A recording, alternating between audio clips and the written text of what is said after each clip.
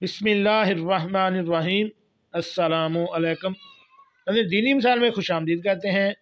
आज की मेरी इस वीडियो का मौजू है दौरान मुबाशरत अगर मर्द के अज़ाए तनाज़ुल का आगे वाला नरम हिस्सा मुकम्मल दाखिल ना हो तब भी गुस्ल वाजिब होगा या नहीं।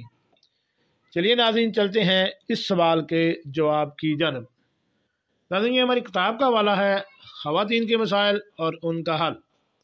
इसके मुरतब तहकीक हैं मौलाना मुफ्ती सनाउल्लाह महमूद साहब।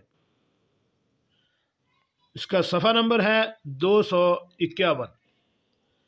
सवाल ये है कि अगर मर्द के पेशाब के मकाम की सुपारी यानी उज़्व ख़ास का नरम हिस्सा का निस्फ तिहाई या पाव हिस्सा औरत की फ़र्ज में दाखिल हो जाए और जोश के साथ मनी भी फ़र्ज में दाखिल हो जाए तो इस सूरत में औरत पर गुस्ल फ़र्ज है या नहीं।